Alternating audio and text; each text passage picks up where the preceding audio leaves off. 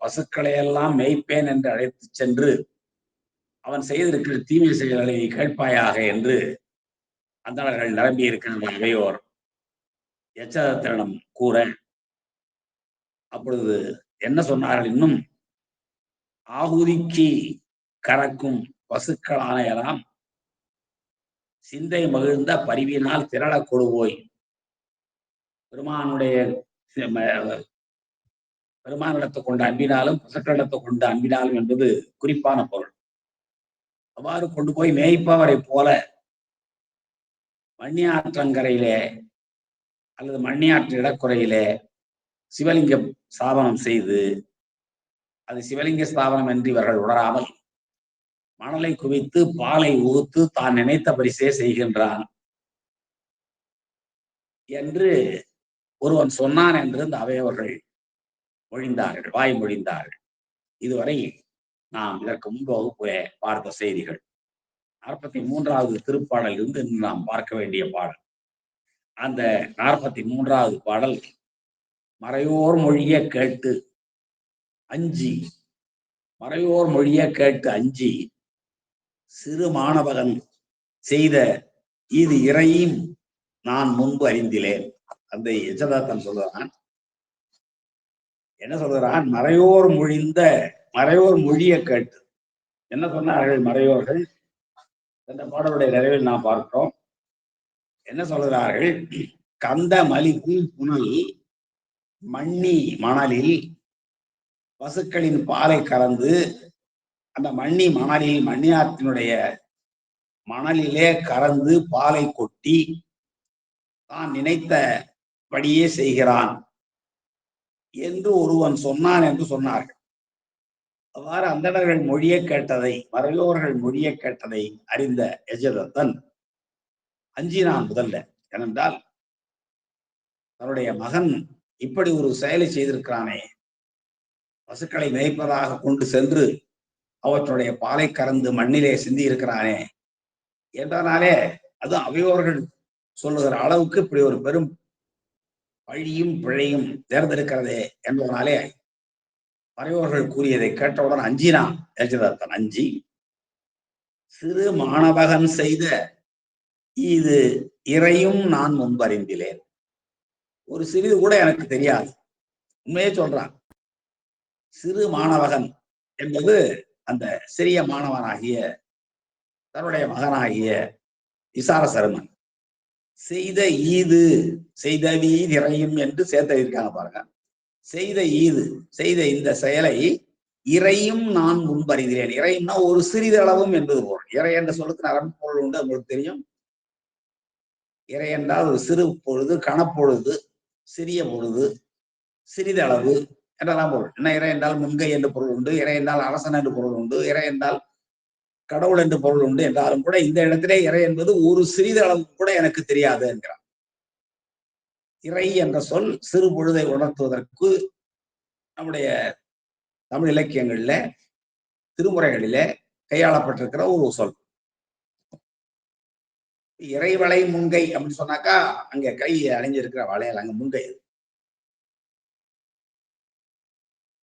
இறை என்று வைக்கப்படும் என்றால் அந்த இடத்துல அரசன் என்று பொருள். இறை, இறைவன் என்கிற பொழுது கடவுள். இந்த இடத்துல இறை என்பது சிறு பொழுது கூட. நம்ம மெய்ப்பொருள் நாயனார் புராணத்துல பார்த்திருக்கிறோம் இந்த சொல்ல. அந்த உள்ளே சென்ற பொய்த்தவ வேடத்தவனாகிய முத்தநாதன் தான் முன் நினைத்த பரிசே செய்ய எதை நினைச்சு வந்தானோ அதை அவர் வணங்குகிற நேரத்தில் புத்தகம் அவிழ்ப்பான் போன்று புரிந்து அவர் வணங்கும் போதில் தான் முன் நினைத்த பரிசே செய்ய. அப்போ அவன் குத்துகிறான். ரத்தம் சொட்ட சொட்ட தரையில் வீழ்கின்றார் மெய்ப்பொருளார்.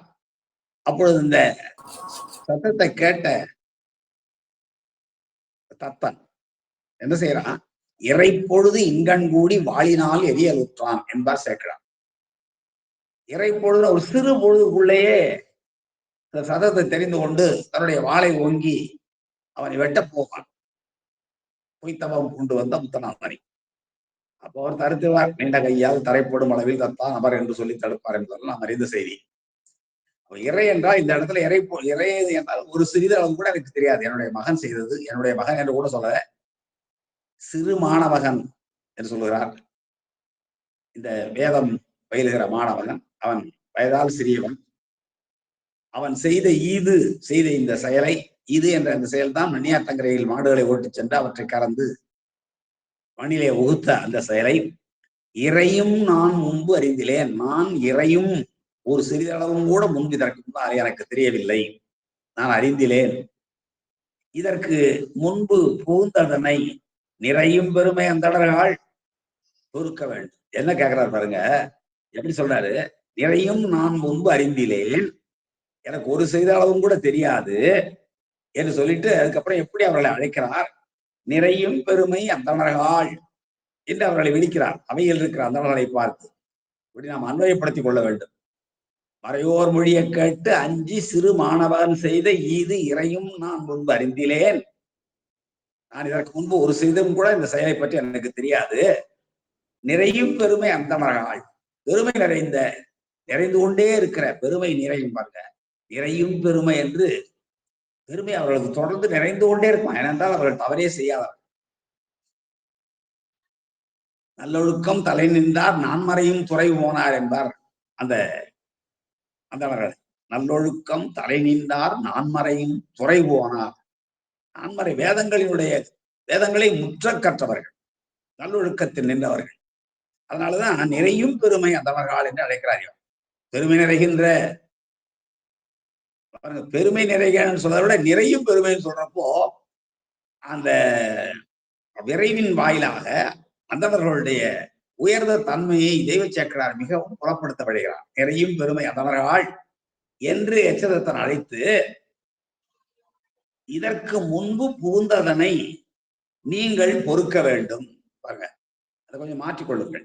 இதற்கு முன்பு நிகழ்ந்ததனை, இதுவரைக்கும் எனக்கு தெரியாது, சிறு மாணவன் செய்து இது இறையும் நான் முன்பு அறிந்தில்லை அல்லவா. எனவே நீங்கள் என்ன செய்ய வேண்டும்? இதற்கு முன்பு, இப்பொழுது நான் கேள்விப்படுவதற்கு முன்பு நிகழ்ந்ததனை, புகுந்ததனை எல்லாம் நடைபெற்ற அந்த நிகழ்ச்சிகளை நீங்கள் பொறுக்க வேண்டும், நீங்கள் பொறுத்தவர்கள் வேண்டும். ஏனென்றால் அவர்கள் பொறுத்துக் கொள்ளுகிற ஆக்குடையவர்கள். சிறியோர் செய்ய சிறுபிழை எல்லாம் பெரியோர் ஆயினும் பொறுத்தல் கடனை என்பது நம்முடைய நீதி இலக்கியம். சிறியவர்கள் செய்கின்ற சிறு பிழைகளை பெரியவர்கள் பொறுத்துக் கொள்வார்கள். அதுபோல இங்கே நீங்கள் பொறுத்துக் கொள்ள வேண்டும், பொறுக்க வேண்டும் என்று குறை கொண்டு இறைஞ்சி, தான் தன்பால் குற்றம் இருக்கிறது என்பதை உடன்படுகிறான், குறை கொள்ளுகிறான்.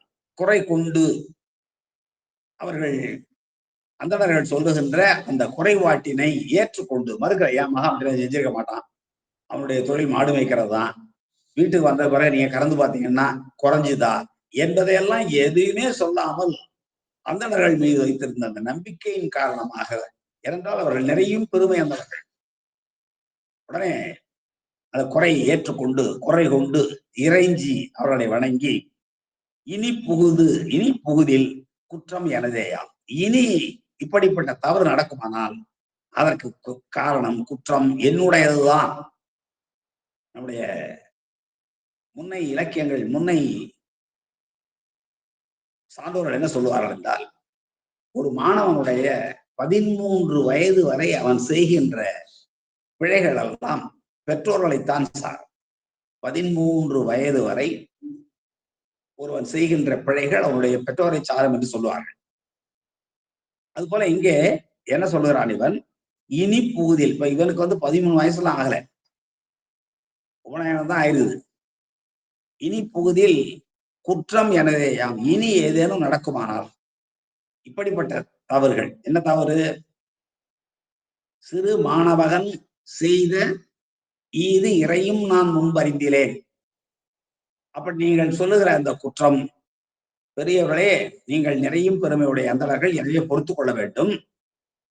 முன் புகுந்ததனை பொறுத்துக் கொள்ள வேண்டும். முன்பு நடந்தது, புகுந்தது என்றால் முன்பு நடந்தவற்றை நீங்கள் பொறுத்துக் கொள்ள வேண்டும் என்று உடன்பட்டு, தன்னுடைய மகன் இப்படிப்பட்ட பிழையை செய்திருக்க கூடும், அதுக்கு காரணம் அந்த குற்றம் தன்னுடையதுதான் என்று உடன்பட்டு குறை கொண்டு இறைஞ்சி அந்தமர்களை வணங்கி இனி புகுதில் இப்படிப்பட்ட பிழை இனிமேலும் நடைபெறுமானால் குற்றம் எனதேயாம், குற்றம் என்பால் அது அந்த சிறு மாணவன் பால் அல்ல, குற்றம் என்னுடையதாகும் என்று உடன்பாடு கொண்டான். உடன்பட்டு அவையோரிடம் சொல்லுகிறார் அந்த எச்சனத்தான். ஒரு குறிப்பு பொருள் அழகாக எழுதுகிறார் நம்முடைய சிவகவிமணி. இனி புகுதில் இனி நடக்க போகிற காரியங்களுக்கெல்லாம் குற்றம் எனதேயாம். பின்னாடி நடக்க போறது என்ன நடக்க போகுதுன்னு தெரியும் உங்களுக்கு.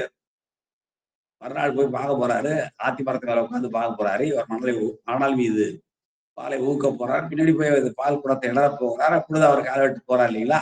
அதுதான் சொல்றாரு. இனி அப்படி ஒரு குறிப்பு பொருள் இருக்கிறது. இனி புகுதில் இனி இப்படிப்பட்ட தவறு நடைபெறுமானால் அந்த தவறுக்கு காரணம் என்னுடைய குற்றம் தானே தவிர என்னுடைய மகனுடைய குற்றமாக இருக்காது என்ற குறிப்பு பொருள் விட இந்த இடம் அமைந்திருக்கிறதை நம்முடைய உரையாசிரியர்கள் சுட்டி காட்டுகிறார்கள். எனவே இந்த பாடல் எளிமையான பாடல் தான். மீண்டும் ஒரு முறை பாடலை மட்டும் நான் படித்துவிட்டு அடுத்த பாடல் செல்லலாம். மறைவோர் மொழிய கேட்டு அஞ்சி, பாருங்க, தன்னுடைய மகன் இப்படிப்பட்ட ஒரு தவறு செய்து விட்டான் என்றத அந்தணர்கள் சொன்ன உடனே அது சரியா தவறா நடந்ததா நீங்க பாத்தீங்களா என்றெல்லாம் கேட்கவில்லை. ஏனென்றால் அந்தணர்கள் மீது அவ்வளவு நம்பிக்கை, நிறையும் பெருமை அந்தணர்கள். அதனாலே அவர்கள் சொல்வதில் பிழை இருக்காது என்றனாலே கேட்டு தன்னுடைய மகன் இப்படிப்பட்ட ஒரு செயலை செய்து விட்டானே என்பதற்காக அஞ்சிய பிறகு சொல்றான், சிறு மாணவகன் செய்த ஈது, அந்த சிறு பையன் செய்த இந்த செயலை நான் இதற்கு முன்பு சிறிதும் அறியவில்லை. அப்படியே நடந்திருக்குமானால் பெருமை நிறைகின்ற அந்தணர்களே, இதற்கு முன்பு இப்பொழுது நடைபெறுகிற இந்த உங்கள் வாயிலாக நான் கேட்கின்ற இந்த குற்றச்சாட்டுக்கு முன்பு நிகழ்ந்ததனை நீங்கள் பொறுத்தருள வேண்டும் என்று குறை கொண்டு, குறையை ஏற்றுக்கொள்கிறான். அவர்கள் சூழ குற்றங்களையும் ஏற்றுக்கொண்டு அவர்களை வணங்கிவிட்டு இனி புகுதில் இனிப்படிப்பட்ட தவறுகள் நடைபெறுமானால் அதுக்கு காரணம் குற்றம் எனதேயாம், அது நான் செய்த குற்றம்தான் என்று உடன்பாடு கொண்டு அவரிடம் வந்து பிரிந்து செல்கிறான் எச்சதத்தன். அப்போ அந்தணாளர் அடுத்த 44வது பாடல். அந்தணாளர் தமை விடை கொண்டு அந்தி தொழுது மனை புகுந்து வந்த பழி ஒன்று என நினைந்தே மகனார் தமக்கு வாய்நேரான் இந்த நிலைமை அறியேன் என்று இரவு கழிந்து நிறைமேய்க்க மைந்தனார்தான் போயினவின் மறைந்து சென்றான் மறைமுடியோர். எவ்வளவு விரைந்து பாடலை கொண்டு செல்றார். கருத்தை, வரலாற்று நிகழ்ச்சியை இந்த ஒரு பாடல் எவ்வளவு வேகமா கொண்டு போறார் பாருங்க. அதாவது அந்தணாளர் தம்மை விடை கொண்டு, அந்த நிறையும் பெருமை அந்தணர்களிடம் இவற்றையெல்லாம் சொல்லி நீங்கள் பொறுத்துள்ள வேண்டும், இனி நடக்குமானால் அந்த பழி என் பாரதியாகும் என்று சொல்லிவிட்டு அவரிடம் விடை கொண்டு வருகிறான். விடைபெற்று அந்தணாளர்தமை அவர்களை விடை கொண்டு அவர்களிடமிருந்து விடைபெற்றுக் கொண்டு அந்தி தொழு, மாலை நேரம் ஆகிறது. எனவே அந்த சந்தியா வழிபாடு, சந்தியாவந்தனம் என்பது அந்தணர்களுக்குரிய வழிபாடு அல்லவா. அந்தி சந்திய 2 வேளைகளிலும் இறை வழிபாடு செய்வார்கள். அதை அந்தி தொழுது ஒவ்வொரு வேளையும் அந்த நவ சக்தி தேவிகளை எல்லாம் அழைத்து வழிபாடு செய்வது அவருடைய வரவு. அதுபோல அந்தி தொழுது என்பது காலத்தில் அந்தி நேரத்தில் நடைபெறுகிற அந்த சந்தியாவந்தனம் என்று சொல்லப்படுகிற அந்த செயலை செய்து முடித்து விட்டு வீட்டுக்கு வருகிறார். மனை புகுந்து வீட்டுக்குள் வந்து வந்த பழி ஒன்று என நினைந்தேன், நம்முடைய மகனால் இப்படி ஒரு பழி வந்து விட்டதே, இந்த மகனால் தனக்கு இப்படி ஒரு பழி வந்து விட்டதே என நினைந்தே என்று நினைத்துக் கொண்டே அப்பொழுது மகன் வந்து விடுகிறார். ஏனென்றால் மாலை நேரம் ஆகிவிட்டது. அந்திவந்தனம், சந்தியாவந்தனம் முடித்து விட்டு வீட்டுக்கு வருகிறார். அதே நேரம்தான் அவரும் ஆணினைகளை மேய்த்து வந்தவர் திரும்ப எல்லாவற்றையும் அவர்களுடைய இல்லத்திற்கு போக்கிவிட்டு வீட்டுக்கு வந்திருப்பார். ஆனால் தன்னுடைய மகனை பார்த்து அவர், என்னப்பா இதை மாதிரி நீ குற்றம் சொல்கிறார்களே அந்தவர்கள், நீ இதை போல மணியாற்றங்கரையில மணல்ல மலை கடந்து ஊத்தாயா என்ற எதுவுமே கேட்கவில்லை. வாய் நேரான் என்கிறார். வந்த பழி ஒன்று என்ன நினைந்தே, வீட்டுக்குள் நுழைந்தான்.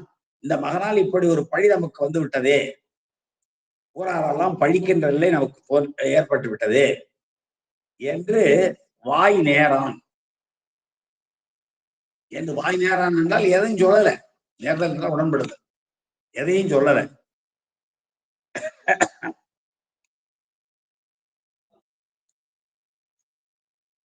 இந்த நிலைமை அறிவேன் என்று சரி, அவர்கள் சொன்னது உண்மைதானா என்பதை நாம் நேராகவே அறிய வேண்டும் என்று இந்த நிலைமை அறிவேன் என்று இரவு கழிந்து, இரவு கழிய என்று நாம் கொள்ள வேண்டும்.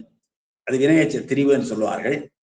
இரவு கழிய மறுநாள் பொழுது விடிய அவர் ஆணைகளை மேய்க்க மண்ணியாற்றங்கரைக்கு செல்ல, இவனும் பின்னே தொடர்ந்து செல்ல என்றுதான் நாம் சொல்ல வேண்டும். இரவு கழிந்து என்பதை இரவு கழிய என்று அந்த வினையச்சத்தை சற்றே மாற்றிக்கொள்ள வேண்டும். அது வினையச்ச திரிவு. திரிவுன்னா மாறுபாடு.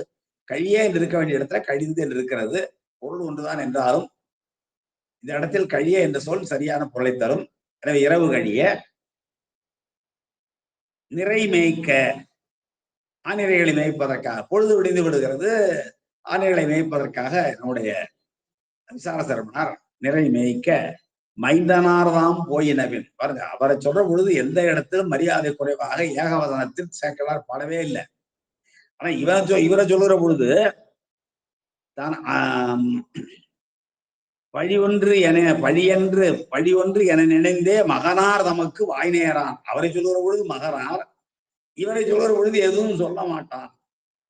ஒரு மாதிரி சொல்றார், மகனார் தமக்கு வாய்னே. ஏனென்றால் நாயன்மார்களை எந்த இடத்திலும் உரிமை சொன்னால் நம்முடைய தெய்வ சேக்கலார் சுட்டியது இல்லை. எந்த நாயன்மாரை வேண்டுமானால் எடுத்து புரட்டி பாருங்கள்.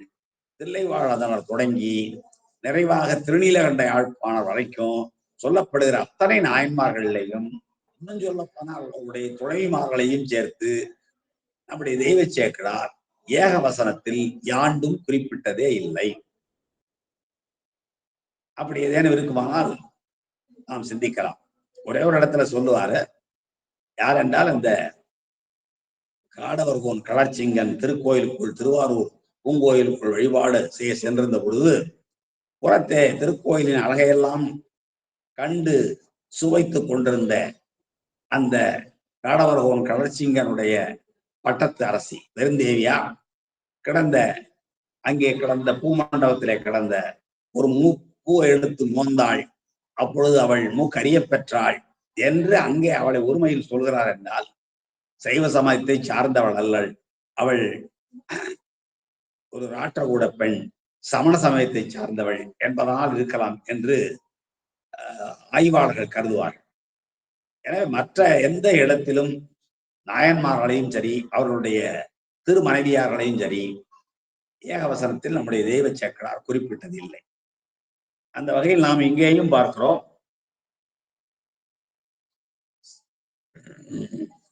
அந்தநாளதம் விடை கொண்டு அந்தி தொழுது. அந்தி தொழுதுன்னா அந்தியில் நடைபெறுகின்ற சந்தியாவந்தனம் என்ற ஒன்றை தொழுது. அந்த அந்தி என்பது அழகு பேராக அந்த வழிபாட்டை உணர்த்துகிறது. அந்தி தொழுது மனம் மனை புகுந்து, மனை புகுதல் என்பது வீட்டுக்குள்ள போறாரு வேலையை முடிச்சுட்டு. வேற அவரு வீட்டுக்கு வருவதற்கு முன்பாகவே அந்த சந்தியாவந்தனத்தை செய்கிறார் என்றால் அது வர்ற வழியில் இருக்கிற நலத்து திருக்குளத்திலோ அல்லது ஆற்றிலோ நடைபெற்றிருக்கலாம்.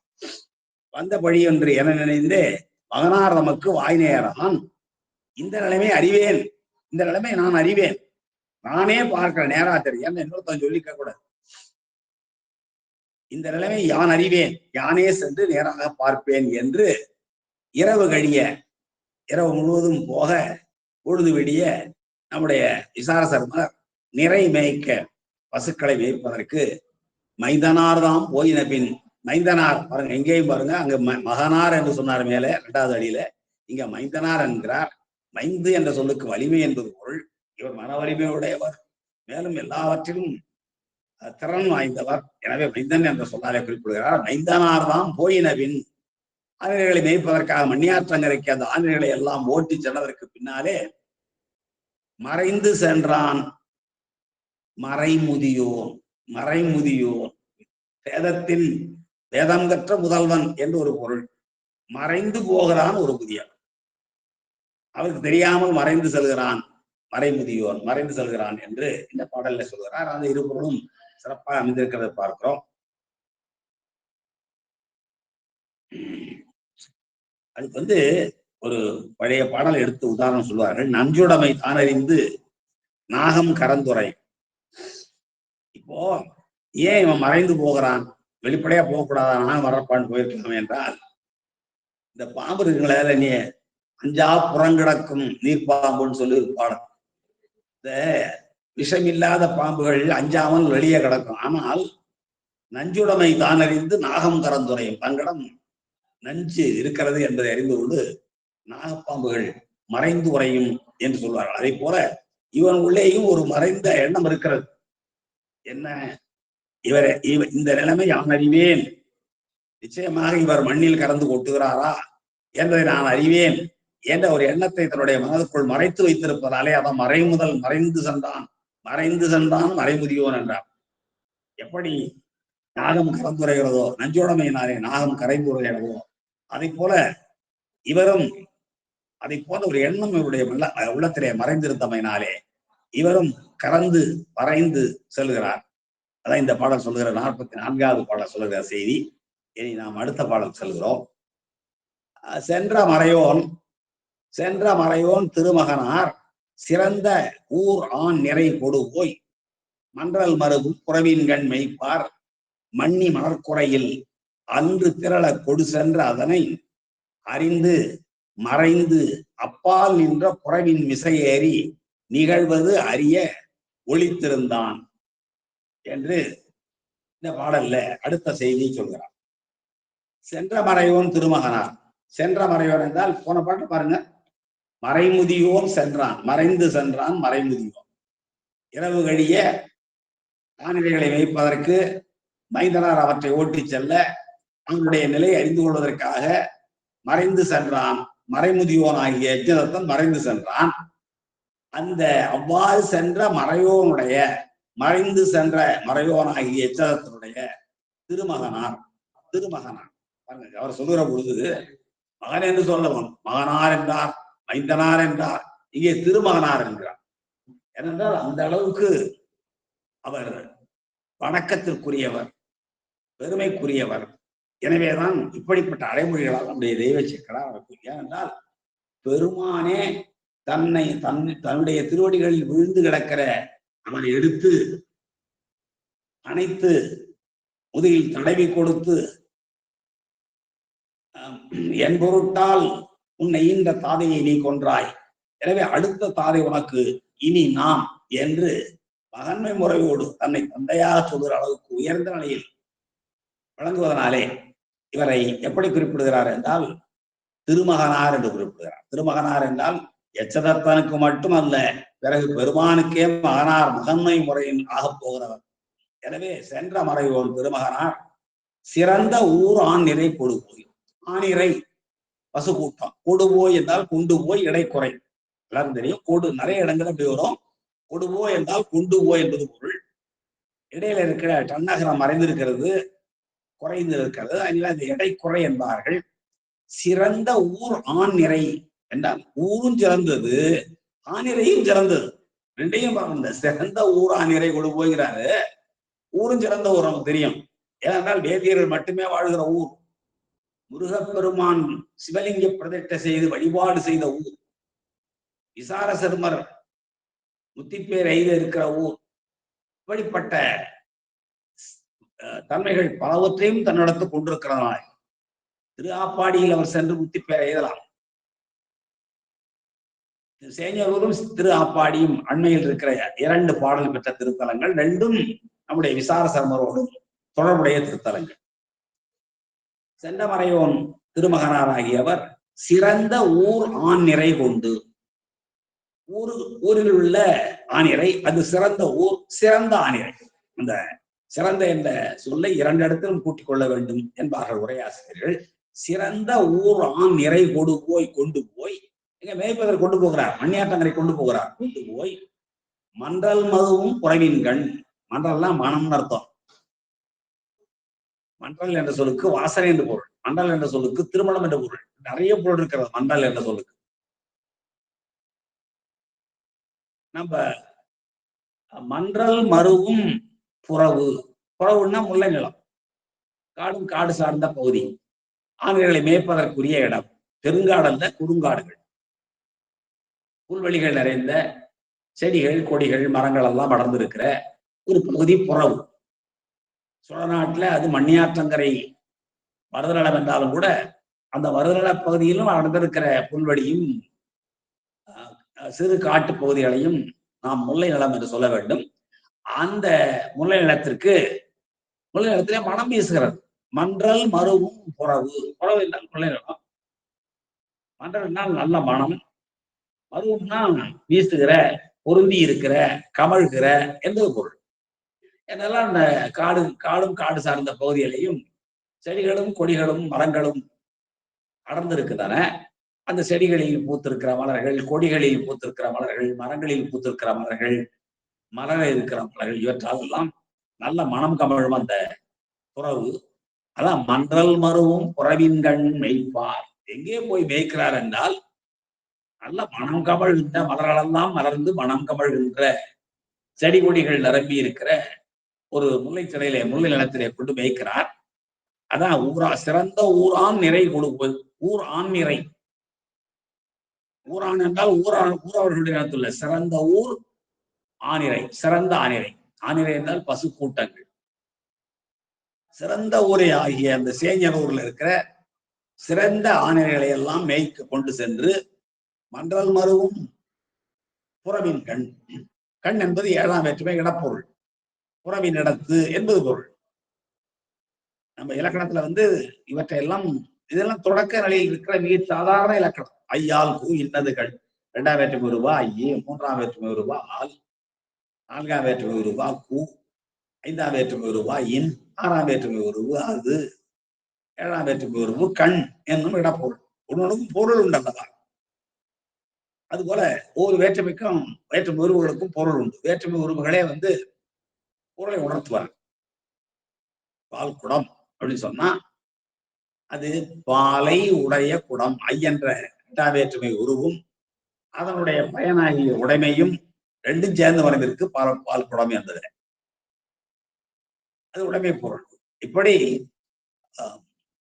உருவும் மறைந்திருக்கும், பொருளும் மறைந்திருக்கும், சில இடங்கள்ல உருவம் மட்டும் மறைந்திருக்கும். இதெல்லாம் நாம் தொடக்க நிலையில் இருக்கிற மிக எளிமையான இலக்கணங்கள். இந்த இலக்கணங்களை எல்லாம் நாம் தொடக்க நிலை வகுப்புகளிலே படித்திருப்போம். அவற்றையெல்லாம் நினைவுபடுத்திக் கொள்ள வேண்டும். எல்லாரும் படித்திருக்கிறோம். அது இடை காலம் நீண்ட காலம் போனதுனாலே நம்ம அவற்றையெல்லாம் மறந்திருக்கிறோம். மறதி என்பது ஒரு தற்காலிகமானதுதான், நிலைத்ததல்ல. மறதி என்பதே ஒன்று இல்லை என்றுதான் சொல்லுவார்கள். உளவியல் அறிஞர்கள் சொல்கிற பொழுது மறதி என்பதே ஒன்று கிடையாது, அது தற்காலிகமானது, எப்பொழுது வேண்டுமானாலும் மீண்டும் நினைவு பெறக்கூடியது என்று சொல்வார்கள். அது போல நாம எப்பொழுதோ படித்தவைதான் இவெல்லாம், ஒன்றும் புதுசு இல்லை. அப்ப கண் என்பது 7ஆம் வேற்றுமை இடப்பொருள். மன்றல் மருவும் புறவின் கண். நல்ல மனம் கமழ்கின்ற, மருவும் என்றால் பொருந்தி இருக்கிற, நிரம்பி இருக்கிற, கமழ்கின்ற புறவின் கண் முளை நிலைத்த இடத்து மேய்ப்பாராகிய விசார சர்மர் மண்ணி மணற்குறையில், மண்ணி ஆற்றினுடைய மணல் குறை. மணல் குறைனா அந்த திட்டு. மண்ணி ஆற்றினுடைய மணற்குறையில இடையில இருக்கிற திட்டுகளில் அன்று திரள கொடு சென்று, அன்று அந்த நாள் அன்று ரொம்ப மிக முக்கியமான நாள் அன்று, அன்று என்று சொல்லப்படுகிற அந்த நாள் மிக இன்றியமையாத நாள். ஏனென்றால் இந்த ஆணிரை நினைக்கிற தொழில் இன்றோடு நிறைவுவிடப் போகிறது. இவரும் இந்த உலக நிலையிலிருந்து பெருமானோடு சென்று இணைய இருக்கிறார். அதோடு மட்டுமல்லாமல் இன்று இவருடைய குற்றம் என்று கருதி, தனக்கு ஒரு பழி வந்ததாக கருதி இவரை தொடர்ந்து வந்திருக்கிற எச்சதத்தனும் தான் ஒரு தவறு செய்த அந்த தவற்றினால் ஏற்படுகிற மிகப்பெரிய சிவ அபராதத்துக்கு தண்டனையாக விசாரசர்மர் பக்கத்தில் இருக்கிற குச்சியினாலே அவருடைய காலை அடிக்க நினைக்க அதுவே கோலம் அழுவாகி அந்த கால்கள் இரண்டையும் துடிக்கிறார், வெட்டுகிறார். அவரும் எச்சதத்தனும் சிவ அபராதம் நீங்கி அவருடைய சுத்தத்தோடு சிவப்பேர் எய்துகிறார் என்று இந்த ஒரு நாளில் தான் எல்லாம் நடைபெறுகிறது. எனவேதான் அன்று என்று அந்த நாளை குறிப்பிடுகிறார். அந்த நாள் ஒப்பற்ற நாள்.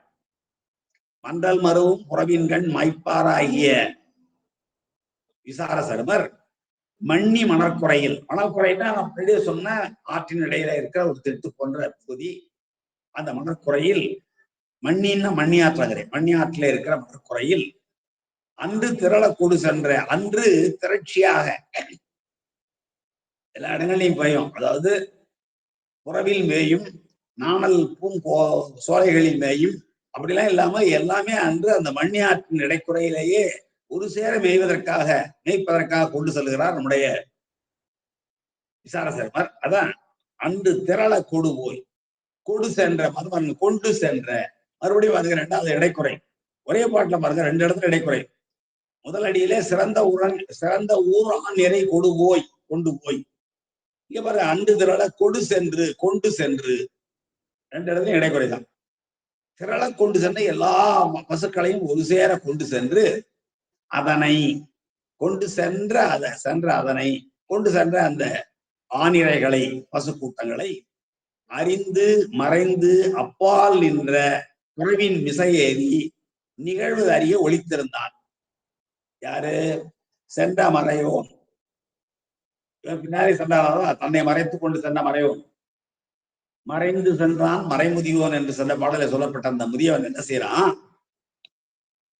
இவர் செய்கின்ற எல்லாவற்றையும் அறிந்து, எவற்றையெல்லாம் அறிந்து? சிறந்த ஊரான் நிறை கொண்டு போய் மந்தல் மருவும் புறவின்கண் மெய்ப்பாராகிய விசாரசர்மர் மண்ணி ஆற்றினுடைய இடைக்குறையில் அந்து எல்லா பசுக்களையும் ஒரு சேர கொடு சென்ற அதனை அறிந்த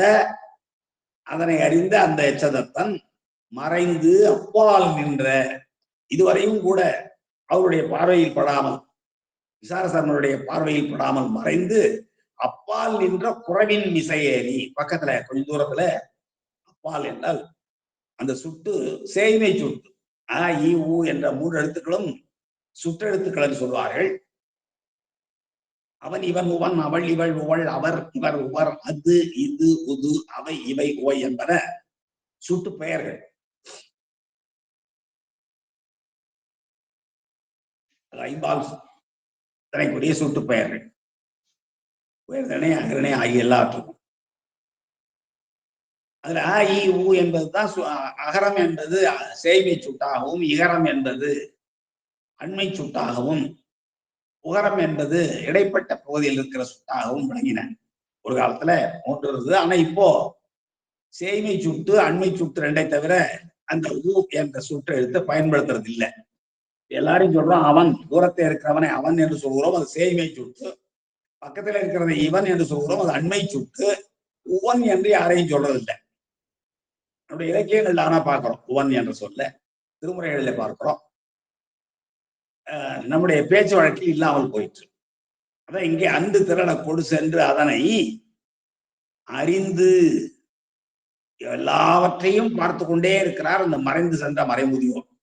அறிந்து மறைந்து அவருடைய கண்களுக்கு தெரியாமல், விசாரசர்மனுடைய கண்களுக்கு தெரியாமல் மறைந்து அப்பால் நின்ற, கொஞ்சம் தூரத்துல அப்பால் நின்ற, என்னன்னா மண்ணியாற்றங்கரையில மணத்திட்டுக்கும் மாநிலைகளை எல்லாம் கொண்டு குவித்து வைத்திருக்கிற பகுதிக்கும் அப்பால் நின்ற குறவின் மிசை, குறாமரம். இப்படி ஒரு மரம்,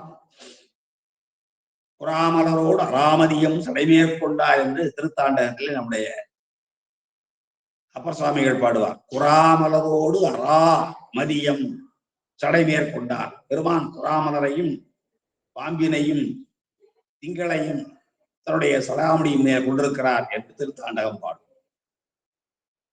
குறவமலரை பற்றி நம்முடைய இலக்கியங்கள் திருமுறைகள்ல நிறைய இடங்கள்ல வருது. அண்மையில நமக்கு மயிலாடுதுறைக்கு அண்மையில திரு இடைக்கழி என்று ஒரு ஊர் இருக்கிறது. திரு இடைக்கழி, திருவிசை பாத்திரம். அந்த திரு இடைக்கழியில தலமரம் குறாமரம் தான்.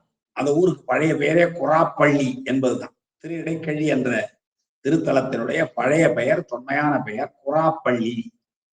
குறாப்பள்ளி துஞ்சிய திருமாவளவன் என்றெல்லாம் நம்முடைய இலக்கியங்கள் காட்டும். அப்போ அந்த குறாப்பள்ளி என்ற பெயர் எதனால இருந்ததுன்னா குறாமரத்தினால இருந்தது. குறாமரம் தலைமரமாக இன்றும் இடைக்கழியில் நாம் வழங்குவதை பார்க்கலாம். திருவிடைக்கழியில இங்க மயிலாடுதுறையிலும் திருக்கடையூருக்கும் கொஞ்சம் தூரத்தில் இருக்கிற ஒரு ஊர். அந்த அப்படி ஒரு மரம் குறாமரம், அது அந்த வன்னியாற்றங்கரையில குறாமரம் இருக்கிறது. அது மேல ஏறி மறைஞ்சுக்கிட்டு இருக்கிறான். நீ அப்பால் நின்ற குறவின் மிசை, குறவின் மிசை, குராமரத்தின் மீது அதனுடைய இவ்வாறு சுருங்கி வருவது மரபு. சுறா என்பதை சுரவு என்றும், நிலா என்பதை நில என்றும், நிலவு என்றும், புறா என்பதை புறவு என்றும், உணா என்பதை உணவு என்றும் நாம் வழங்குவது போல இங்கேயும் குறவு, குறா என்பது குறவு என்று வருகிறது. குறவின் மிசை, குறாமரத்தின் மேலே, மிசை என்றால் மேலே ஏறி நிகழ்வது அறிய ஒளித்திருந்தான். என்ன நடக்க போகுதுன்னு பார்ப்போம். என்ன பெற்றோர் மற்றவங்க எல்லாம் என்ன சொல்லியிருக்கிறாங்க, உன்னுடைய மகன் செயல் என்ன ஆகிறது, நானே மானிடை மேய்ப்பேன் என்று சொல்லி கொண்டு சென்று அங்கே மணலில் மணலில் அந்த பசுப்பால்களை கலந்து ஊக்குறான் என்று ஒருவன் சொன்னார்கள் அல்லவா. இதை நான் இது இறையளவும் நான் இதற்கு முன்பு அறிந்திலேன். பெரியவர்களை நீங்கள் பொறுத்துக் கொள்ள வேண்டும். இனி நிகழுமானால் அது என்னுடைய குற்றம்தான் என்று அவர்களிடம் சொல்லி வந்திருக்கிறதுனாலே தன்னுடைய மகனிடம் எதுவும் சொல்லாமல் என்ன செய்கிறான் என்பதை பார்க்க வேண்டும் என்பதற்காக அந்த குறாமரத்தின் மேல் ஏறி நின்று பார்த்து கொண்டிருக்கிறான் எச்சதத்தன். அதான் பாருங்க, அப்பால் நின்ற குறவின் மிசை. இந்த மண்ணியாற்றின் இடக்குறையில் பகுதியில இவர் அணில்களை எல்லாம் குவித்து வைத்திருக்கிறார் அல்லவா. அதற்கும் சற்று தூரத்தே இருக்கிற ஒரு குறாமரம். அந்த குறாமரத்தின் மேலே ஏறி நின்று நிகழ்வது அறிய, என்ன நடக்க போகிறது, இவர் பசுப்பாலை கறக்கிறாரா, கறந்தவற்றை மணல்ல கொட்டுகிறாரா என்பதை எல்லாம் அறிந்து கொள்வதற்காக நிகழ்வது அறிய ஒளித்து இருந்தான், தன்னை மறைத்துக் கொண்டிருந்தான். இந்த எச்சதத்தனாகிய அவனுடைய தந்தை நிகழ்ந்தது அறிய ஒளித்திருந்தான் என்று இந்த பாடல் நிறைவுறுகிறது.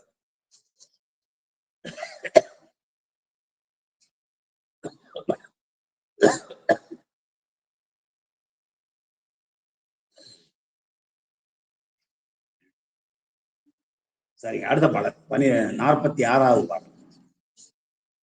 இந்த 46வது பாடல்ல இருந்து ஒரு 3 பாடல்கள் ஒரு தொடர்பை உடையவை.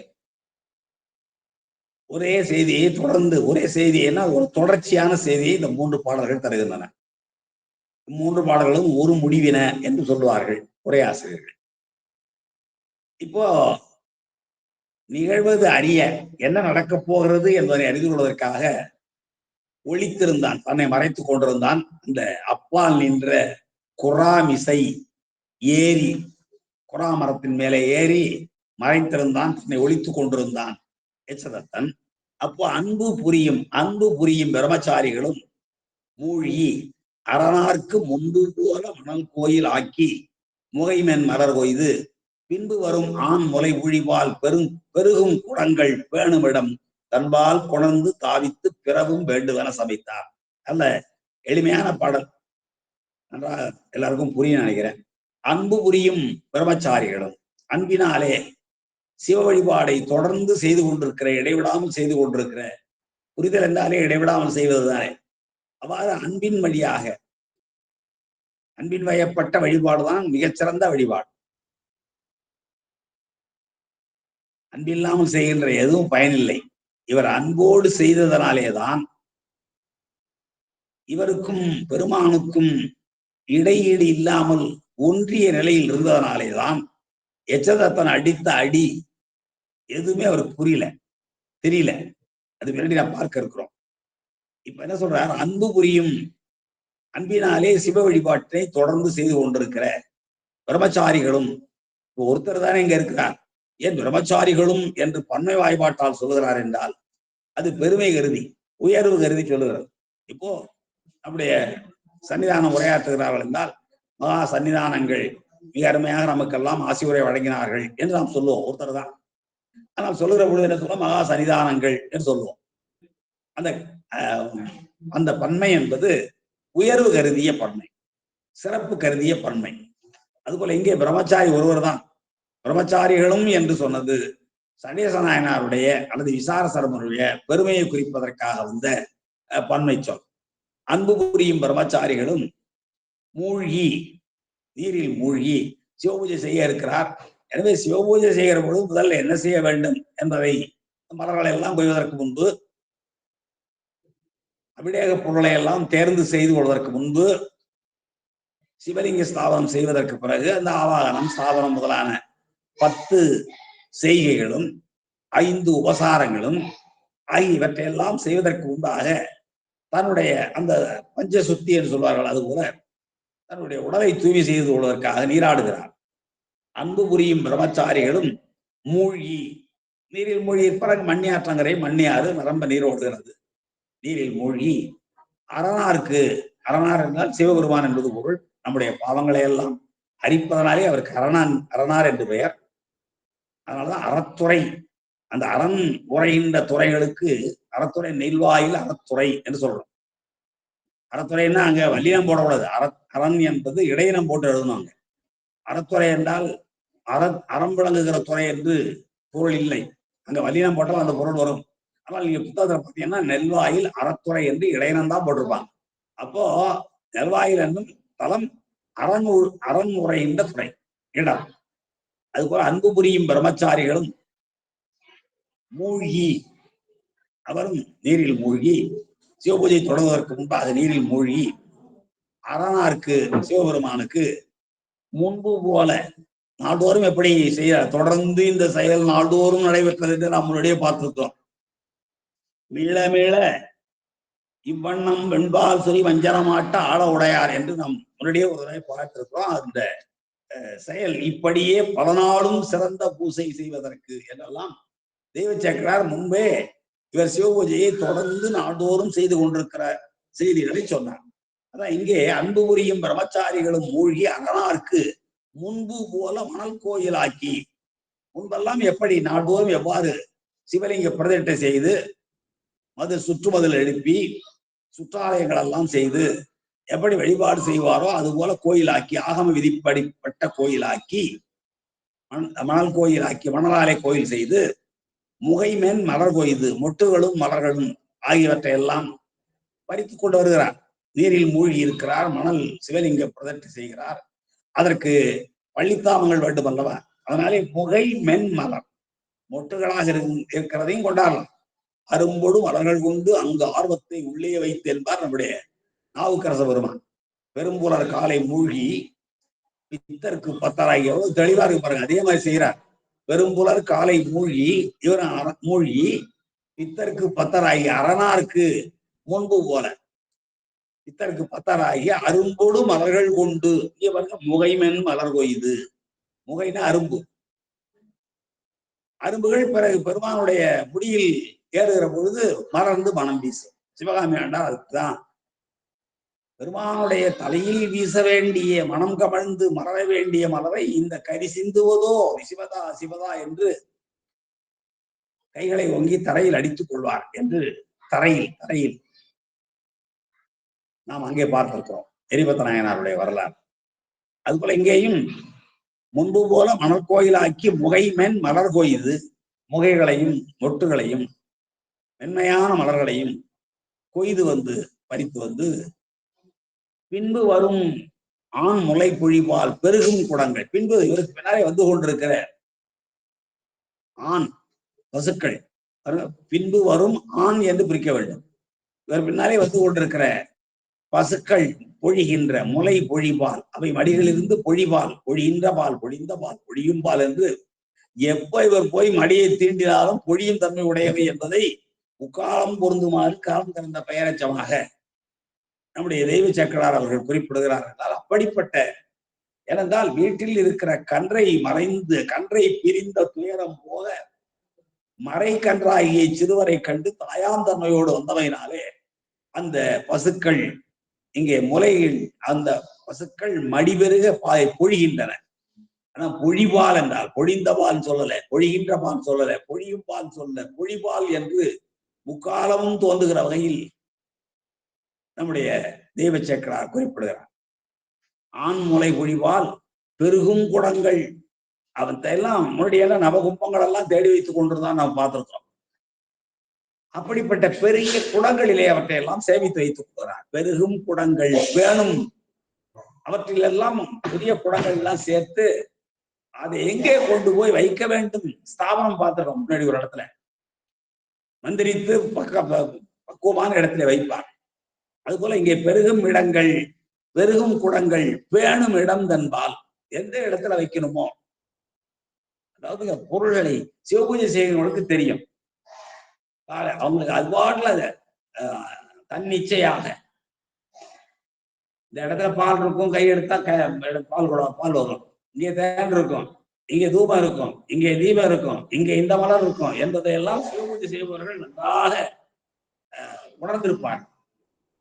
அதனாலதான் இவரும் பாருங்க, இந்த பால் பெருகும் குடங்கள் பேணும் இடம் தன்பால், எந்த இடம் பொருத்தமான இடமோ போற்றத்தக்க இடமோ அந்த இடத்தில், தன்பால் என்பது இடமாகிய அந்த இடத்தின்கள் பெருகும் இடம், அதாவது பேணும் இடம் தன்பால், போற்றி வைக்கத்தக்க இடத்திடத்து.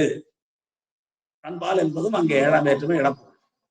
கொணர்ந்து அந்த பசுக்களின் பாலை கொணர்ந்து தாபித்து நிலை பெறச் செய்து வைத்து பிறவும் வேண்டுவன சமைத்தார். பிறவும் பூஜைக்கு தேவையான என்ன நீர் வேண்டும், இப்ப பாலுக்கு பூ கொண்டாந்தாச்சு, மற்றவை என்னெல்லாம் கிடைக்குமோ அவற்றையெல்லாம் கொண்டு வந்து அங்கே அவர் சேவித்துக் கொள்கிறார். அதான் பிறவும் வேண்டுவன சமைத்தார். வேண்டுவன சமைத்தார் என்றால் தேடிக்கொண்டு வந்து அமைத்துக் கொண்டார் என்று கொள்ள வேண்டும்.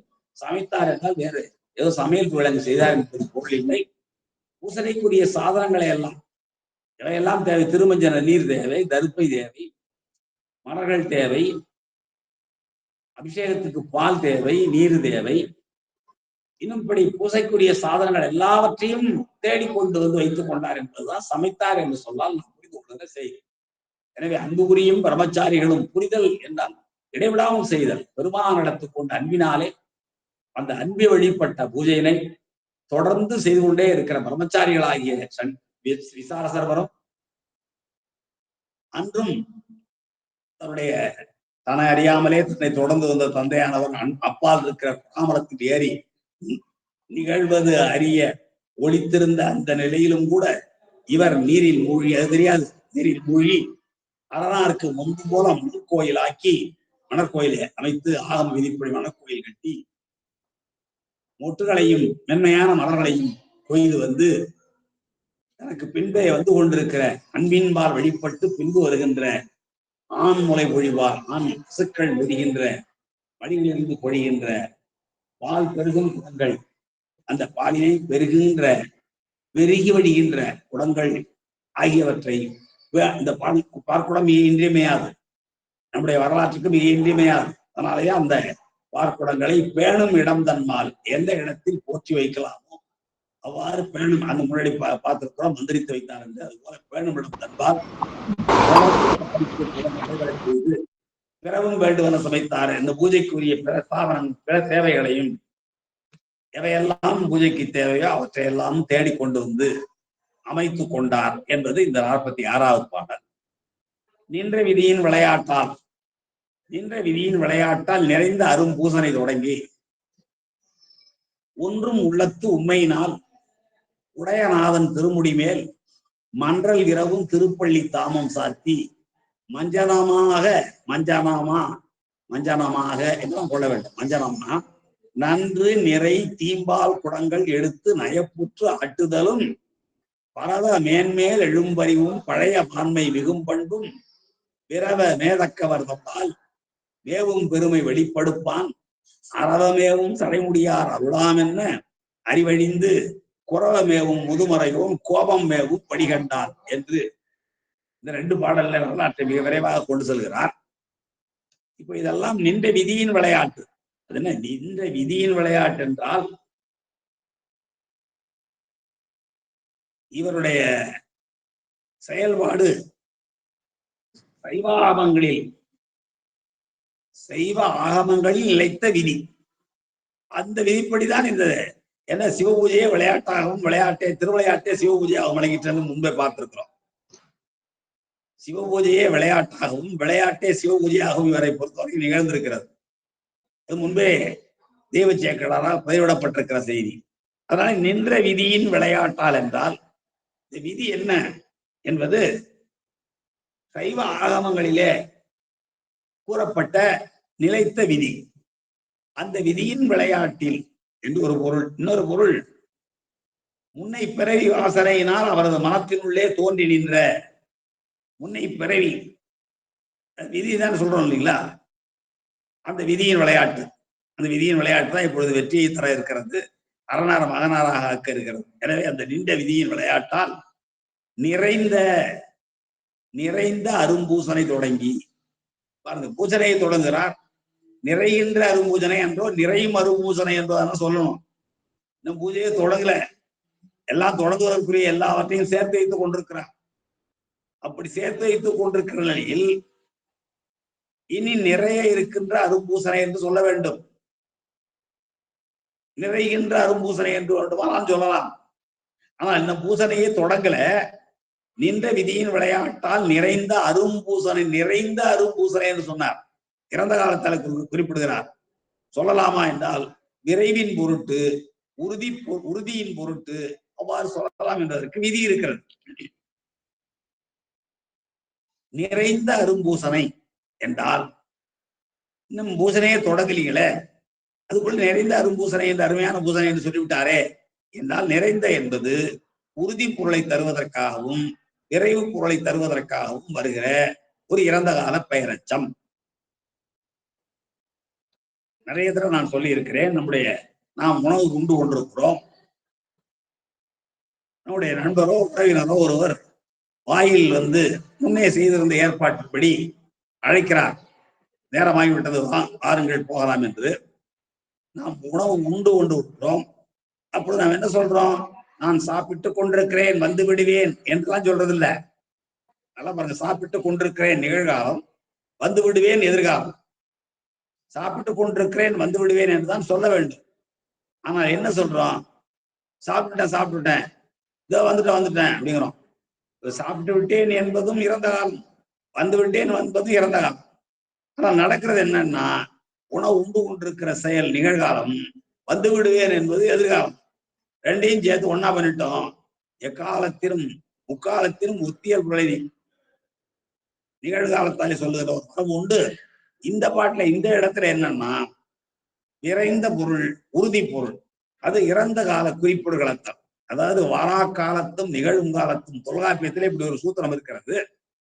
வாரா காலம் என்பது எதிர்காலம், நிகழ்காலம் என்பது இந்த நடைபெற்றுக் கொண்டிருக்கிற காலம். வாரா காலத்தும் நிகழும் காலத்தும் ஓராங்கூறும் வினைச்சொல் கிளவி. வினைச்சொல் சொல்லு இது எது? நிறைந்த, நிறைகின்ற, நிறையும், அது வினைச்சொல் கிளவி. ஓராங்கு நிகழும் வினைச்சொல் கிளவி இறந்த கால குறிப்பொடுகளத்தல், இறந்த காலத்தாலே சொல்லுவது. எப்படி சொல்றா பாருங்க, நிறைந்த அரும்பூசனை என்றார். நிறைகின்ற அரும்பூசனை என்றோ நிறையும் அரும்பூசனை என்றோ சொல்லி, நிறையும் அரும்பூசனை என்றுதான் சொல்ல வேண்டும். அல்லது இப்பொழுது போய் எடுத்துக்கொண்டு வைத்திருக்கிறான், பிற சாதனங்களை தேடிக்கொண்டிருக்கிறான் என்பதனாலே நிறைகின்றான் சொல்லலாம். பூஜை என்ன முடியல. ஆனால் நிறைந்த அரும்பூசனைன்னு சொல்வது இறந்த காலத்தாலே சொன்னது. இது விரைவு பொருளை தருவது, உறுதி பொருளை தருவது. அதான் இறந்த கால குறிப்பொடு கடத்தல் விரைந்த பொருளை என்மனார் புலவர் என்பது தொல்காப்பிய சூத்திரம். அந்த வகையில இங்க நின்ற விதியின் விளையாட்டால், நின்ற விதி என்பது முற்பிறவியில் இருந்து தொடர்ந்து வருகிற விதியின் பயன் என்று கொள்ளலாம். இன்னொன்று சிவாகமங்களில் சொல்லப்பட்ட விதிப்படி இவர் செய்கின்ற அந்த சிவபூஜை, அந்த நின்ற விதியின் விளையாட்டால் நிறைந்த அரும்பூசனை, அதான் முதலே சொல்லிட்டு நிறைந்த அரும்பூசனை அந்த பூசையை தொடங்குகிறார். பூஜையை தொடங்குகிறார். தொடங்குகிற போகும்போதே நிறைந்த பூசனைன்னு சொல்லிட்டாரு. நிறையும் பூசனை தான் சொல்ல வேண்டும் என்றால் நம்ம உறுதி பொருளும் விரைவு பொருளும் குறித்தது என்று பார்த்தோம். அந்த அரும்பூசனை தொடங்கி ஒன்றும் உள்ளத்து உண்மையினால் மனம் ஒன்றி செய்ய வேண்டும், அது மிக மிக இன்றியமையாதது. பின்னாடி ஒரு பாட்டுல 49வது பாட்டுல அவர் எந்த அளவுக்கு மனம் ஒன்றி செய்தார் என்பதனை தெய்வ சேக்கனார் அவர்கள் பின்னாடி வருகிற 49வது பாடலை மிக தெளிவுபடுத்துகிறார். இறை வழிபாட்டின் பொழுது நம்முடைய மனம் எங்கும் செல்லாமல் பெருமானுடைய திருவருள் சிந்தனையில், திருவடி சிந்தனையிலேயே நிலை பெற்றிருக்க வேண்டும். அதான் நம்ம முன்னாடியே கூட ஒரு இடத்துல பார்த்திருக்கிறோம். ஒருமை நினைவால் உம்பர்கிறான் உமக்கும் பூசை என்று 37வது பாடலில் சொல்லியிருக்கிறார். ஒருமை நினைவால் ஒன்றி இருந்து நினைவீன்கள். ஒருமை நினைவு, வேற எந்த சிந்தனையும் இருக்கக்கூடாது. சிவ வழிபாட்டின் பொழுது அந்த வேறுபாடு, நான் சிவ பூஜை செய்கிறேன், பூஜை செய்பவருக்கும் பூஜை செய்யப்படுகிற பெருமானுக்கும் இடையில எந்த வேறுபாடும் இல்லாமல் ஒன்றித்திருக்கிற நிலையைத்தான் முன்னாடி பார்த்தோம். ஒருமை நிலைவால் உம்பர் வீரான் உப்பக்கும் பூசை என்று சொன்னார். அதே இங்கேதான் ஒன்றும் உள்ளத்து உண்மையினால் எதை பூசனையை தொடங்குகிறார். தொடங்கிய பூஜை ஒன்றும் உள்ளமுடையதான். ஒன்றும்னா பொருந்தும் அர்த்தம். ஒன்றுதல்னா 1 2 3 இல்ல, ஒன்றும் உள்ளத்து உண்மையினால் பொருந்திய உள்ளம். இது பூஜை செய்யப்படுகிற பொருள், நான் பூஜை செய்பவன் என்ற வேறுபாடு எல்லாம் கருதாமல் ரெண்டும் பொருந்தி இருக்கிற நிலைமை உண்மையினால் உடையநாதன் திருமுடி மேல். உடையநாதன் என்றால் இந்த உலகத்தில் உள்ள எல்லா பொருளையும் தன்னுடைய உடைமையாக கொண்டிருக்கிற தலைவன். நாம் முன்பே பார்த்திருக்கிறோம். உயிருள் பொருள் எல்லாம் பெருமானுடைய அடிமைகள், உயிர் அல் பொருள் எல்லாம் பெருமானுடைய உடைமைகள். அப்போ உடையநாதன் திருமுடி மேல் இந்த பாலை பொழிந்து நன்னீரை பொழிந்து தேன் முதலானவற்றை நினைவில் கொண்டு செய்தார்கள். அன்பினாலே சேகரித்துக் கொண்டு என்றார். முன்பு பார்த்திருக்கிறோம். அவற்றையெல்லாம் சேகரித்துக் கொண்டு தொடர்ந்து ஒவ்வொன்றாக செய்து ஆடை அலங்காரம் எல்லாம் செய்து மலர்களை எல்லாம் அணிவித்து தூப தீபம் கொடுத்து நிவேதனம் எல்லாம் வழங்க இருக்கிறார் அல்லவா. அதான் இங்கே பூசனை தொடங்கி ஒன்றும் உள்ளத்து உண்மையினால் உடையநாதன் திருமுடி மேல் தன்னை உடைய, தன்னை அடிமையா உடைய, தன்னை ஆளாக உடைய இந்த உலகத்தினுடைய எல்லா உயிர்களையும் தன்னுடைய அடிமையாக உடைய, எல்லா பொருளையும் தன்னுடைய உண்மையாக உடைய, அதான் உடையநாதன் பெருமான் தான். அதனால்தான் பல இடங்கள்ல நம்முடைய கல்வெட்டுகள்ல பெருமானை குறிப்பிடுகிற பொழுது உடையார் என்று குறிப்பிடுவார்கள். ராஜராஜேஸ்வரம் உடையார், கங்கை கொண்ட சோழேஸ்வரம் உடையார் என்றெல்லாம் சொல்கிறார்கள் என்றால் அந்த உடைமை பொருள் பெருமான் தான் எல்லாவற்றுக்கும் உரியவர். அதனாலதான் உடைமை. அதான் இங்கே உடையநாதன் திருமுடி மேல் மன்றல் விரவும் திருப்பள்ளித்தாம். மன்றல் வாசனை முன்னாடியே பார்த்தோம். மன்றல் மருவும் மண்ணி என்று பார்த்தோம். மன்றல் மருவும் புறவு என்றுதான் இதற்கு முன்பு பாடலை பார்த்தோம். மனம் நிறுத்தம். இந்த பாடல்ல மன்றல் விரவும் திருப்பள்ளித்தாம். திருப்பள்ளித்தாம்னா என்ன? பூவும் இலைகளும் வேர்களும் வழிபாட்டுக்குரிய சிவ வழிபாட்டுக்குரிய பூக்கள், சிவ வழிபாட்டுக்குரிய இலைகள், வன்னித்தழையும் வில்வமும் முதலானவை எல்லாம் இவையெல்லாம் பெருமானுடைய வழிபாட்டுக்குரிய தழைகள். அதை போலவே வேர்கள், மனமுள்ள வேர்கள், இவற்றையெல்லாம் ஏனென்றால் பெருமானுடைய வழிபாட்டில் 12 மாதத்துல பாத்தீங்கன்னா ஒரு மாதத்துல வெட்டி வேர் சாத்துதல் ஒவ்வொரு பௌர்ணமியிலையும் 12 மாதமும் பௌர்ணமியிலே ஒவ்வொரு மாதத்துக்கும் ஒரு சிறப்பு அபிஷேகம் உண்டு. கம்பளம் சாத்துதல் என்றும் வெட்டிவேர் சாத்துதல் என்றும் அக்னி மாலை சாத்துதல் என்றும் பொறி சாத்துதல் என்றும் இப்படி சிவ வழிபாட்டுல மாதந்தோறும் பௌர்ணமி என்று ஒரு சிறப்பு வழிபாடு உண்டு. அது சிவம் விதிப்பட்டது. அதுபோல இங்கே இவர் என்ன செய்கிறார்? மன்றல் விரவும் திருப்பள்ளித்தாம். அல்ல மனம் கமழ்கிற, மனம் பொருந்தி இருக்கிற, விரவுதல் என்றால் கலந்திருக்கிற பூக்கள்னா மனம் வீசணும். பெருமானுடைய திருமுடி மேல் இறங்கி உடனே மனம் வீச வேண்டும், மறந்து மனம் வீச வேண்டும். அதான் மனம் கமழ்கிற திருப்பள்ளித்தாமம் சாத்தி பூஜனையை தொடங்குகிறார். பூஜனையை தொடங்கின உடனே பெருமானுடைய திருமுடி மேலே இந்த திருப்பள்ளித்தாமத்தை முதலில் சாத்துகிறார். நம்ம முன்னாடி ஒரு தடவை பார்த்தோம். 2 தடவை பூஜனை உண்டு. ஒன்று அபிஷேகத்துக்கு முன்னாலே, பிறகு அபிஷேகத்துக்கு பின்னாலே. 2 தடவை பார்த்தோம். முன்னாடி அந்த செய்தி தெரிவிக்கப்பட்டிருக்கிறது. இங்கேயும் திருப்பள்ளித்தாமத்தை சாத்தி விட்டு மஞ்சனமா, அதுக்கு பிறகு மஞ்சனமாக, திருமஞ்சனமாக, திருமுழுக்காட்டாக நன்று நிறை தீம்பால், இனிமையான பால், நன்மை நிறைகிற. ஏனென்றால் அந்த பசுக்களை இவர் வற்புறுத்தியோ கஷ்டப்பட்டோ பாலை கொள்ளவில்லை. மடித்தில்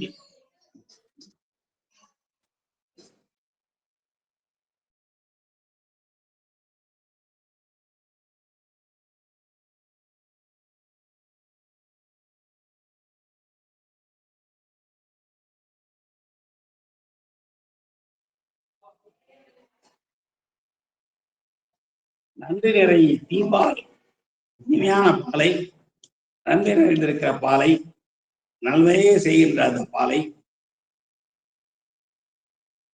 பசுக்கள் வருந்தாமல் அவை விரும்பி தந்த அந்த பாலை சடைத்தார். தீம்பால் குடங்கள் எடுத்து, இந்த முன்னாடியே குடங்கள்ல அவற்றையெல்லாம் சேமித்து வைத்திருந்தார்களோ அந்த குடங்கள் எடுத்து நயப்புற்று ஆட்டுதலும், விருப்பத்தோட நயப்புறுதல் என்றால் விருப்பம், விருப்பத்தோடு பெருமானுக்கு அந்த திருமுழுக்கு ஆட்டுதலும், இதெல்லாம் புறாமரத்தின் மேல் அமர்ந்து கொண்டு ஒளிந்து கொண்டிருக்கிற, தன்னை ஒளித்துக் கொண்டிருக்கிற எச்சதத்தன் பார்த்து கொண்டிருக்கிறான்.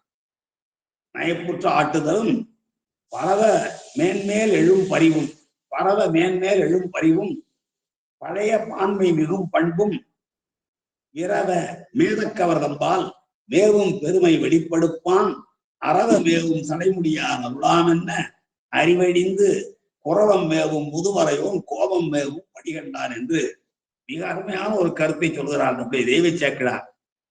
இப்போ அவனுக்கு ஏன் அந்த கோபம் வந்தது? புறாமரத்துல இருந்து இறங்கி வந்து ஏன் ஒரு தகாத செயலை இருந்த எச்சதத்தன் செய்தான் என்றால், அவனுக்கு அறிவழிந்து போயிற்று.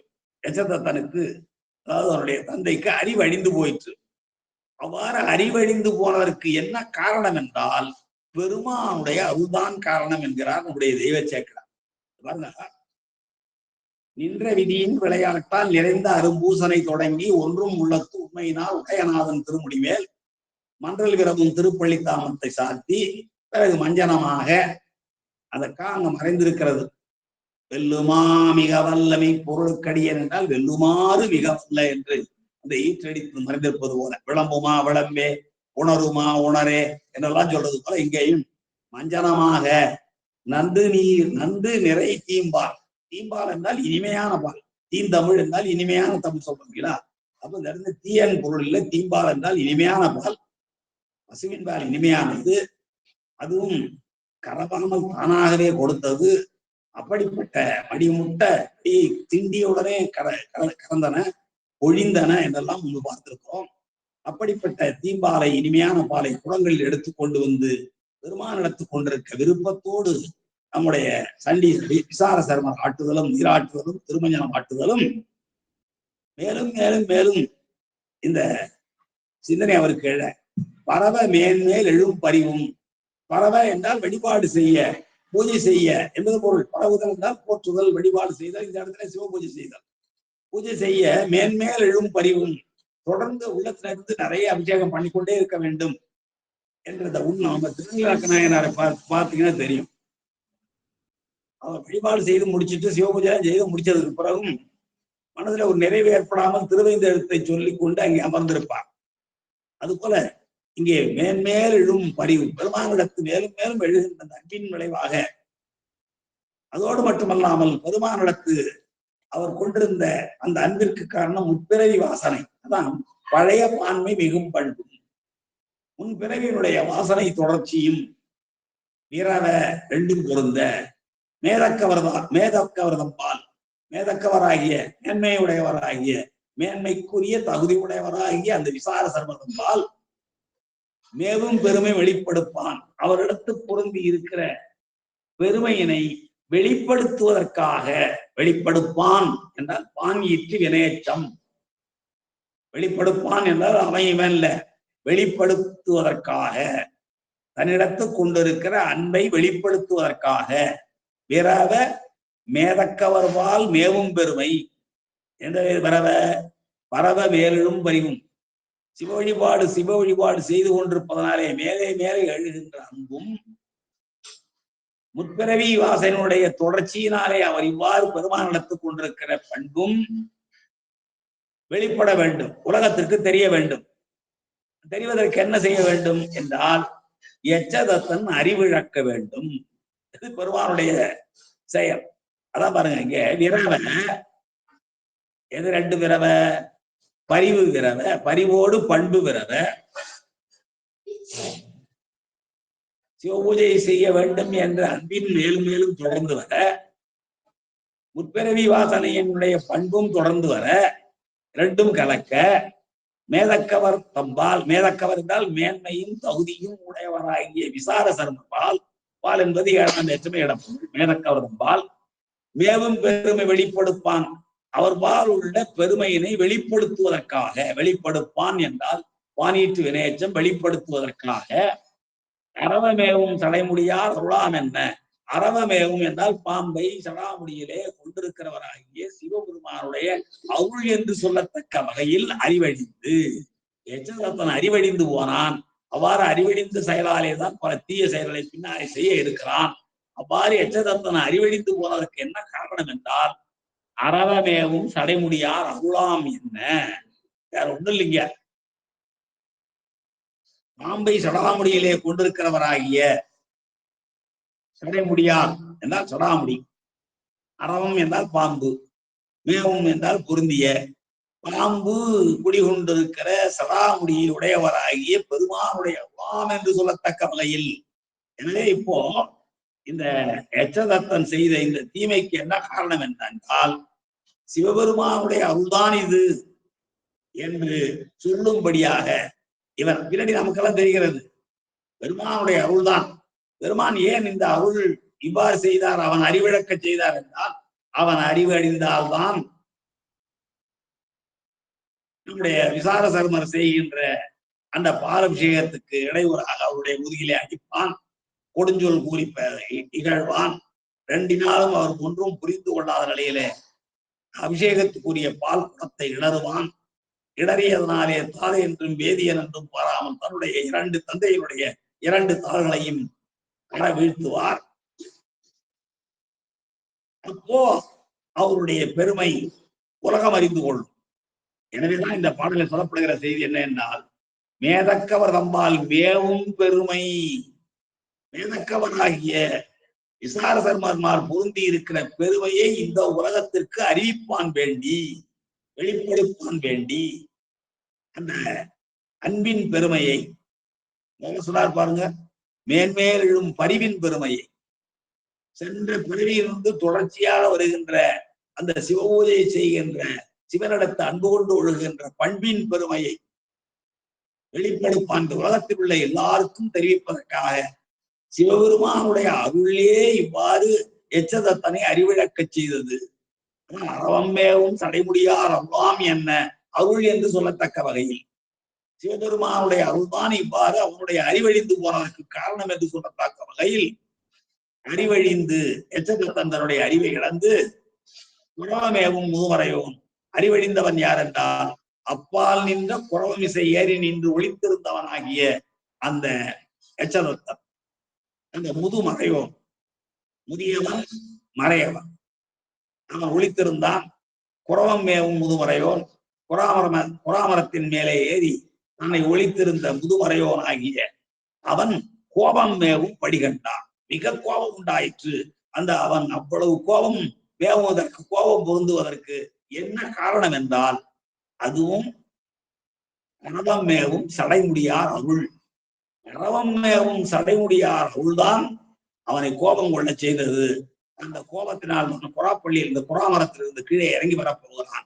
இவருடைய சிவபூஜைக்கு பல இடையூறுகளை செய்ய இருக்கிறான். அது அடுத்த பாடலாம் பார்த்து முடியும். 48வது பாடல் மிக அருமையான பாடல். இந்த பாடல் 48வது பாடல்ல 2 செய்தியை தெரிந்து கொள்ள வேண்டும். இவருடைய சிவபூஜையில் கொண்டிருந்த பரிவினையும் உட்பிறவி வாசனையும் தொடர்ந்து வருகிற பண்பினையும் உலகத்திற்கு அறிவிப்பான் வேண்டி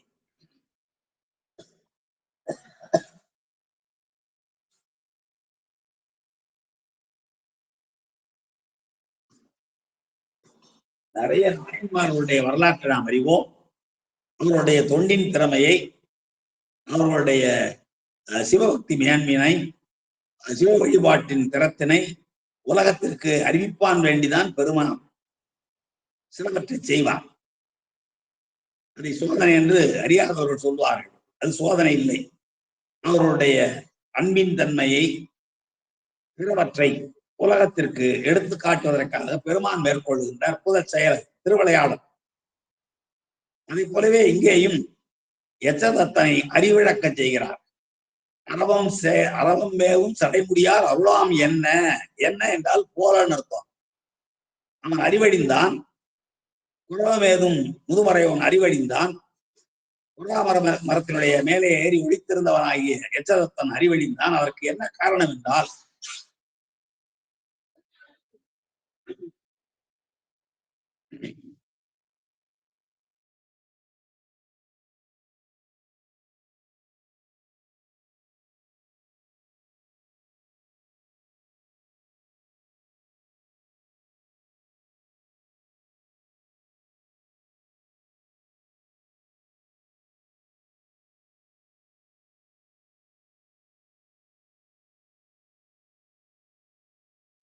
ஒரு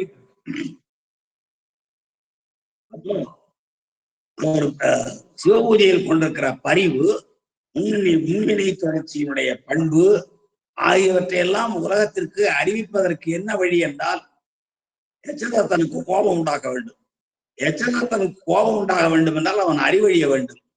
அந்த அறிவழிவதற்கான அருள் என்ன என்றால் பெருமான் செய்த செயல்தான். அவன் அருளாலே அவன் தான் வணங்குவது போல இங்க அவன் அருளாலே இவர் கோபம் கொள்கிறார். அறவமேவும் சடை முடியான் அருளாம் என்ன அறிவழிந்து குரவமேவும் முதுமறைவோன் குரவம் வேதும் முதுமறைவன் குறாமல மேலே மரத்தின் மேலே ஏறி அமர்ந்திருக்கிற முதுமறைவன் ஆகிய அந்த எச்சதத்தன் கோபமேவும் படி கண்டான் என்றால் கோபத்தை மிகவும் கொண்டான்.